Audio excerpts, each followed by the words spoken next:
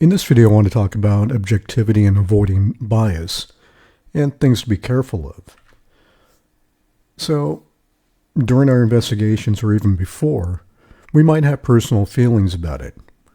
It's kind of hard to go into something without a preconceived notion, outside influence, things like friends, family, the people that are entrusting us with an investigation, for example. It might be something in a news story that we're investigating. Maybe we're trying to verify the legitimacy of a story.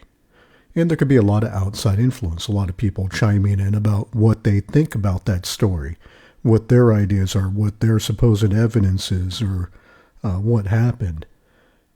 Our past history might influence our perception and how we enter things. We may have had similar cases, which goes back to past history. We might be dealing with a subject matter that's very emotional to us, things like missing children, violent crimes, for example.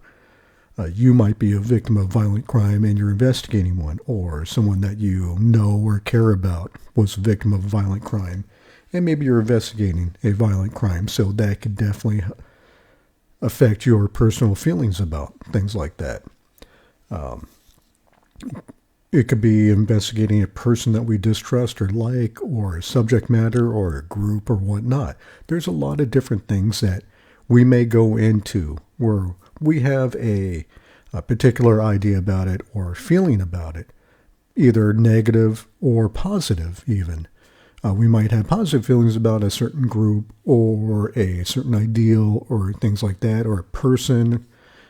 And generally we want to always assume the best about someone or something that we like. And that could be a different type of bias. But the problem is, when we enter investigation with bias, it's a quick way to poison it.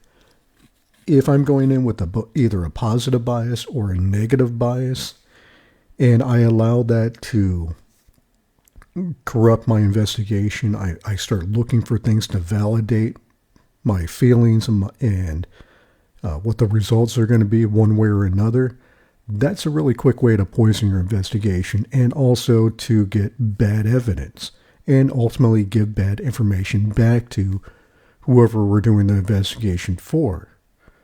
And you got to be really careful about that. And we see this a lot with things like misinformation, disinformation, where people will go and they'll research something and they'll get a certain idea and they have certain beliefs, and they go out and they look for validation for that. They go look for stories or posts or supposed evidence that backs up their personal ideals.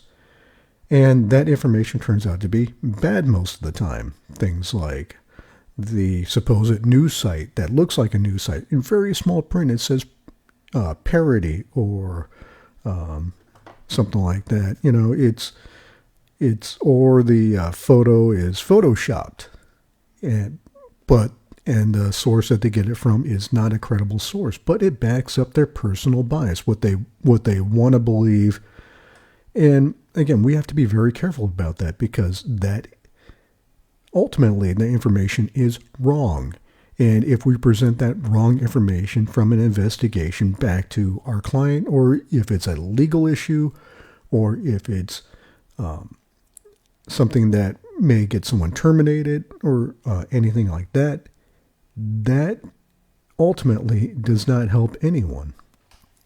So we have to be very careful about our bias poisoning our investigation. We have to go in with a objective mind as much as possible. We need to try to remain objective in our methods. So again, if I have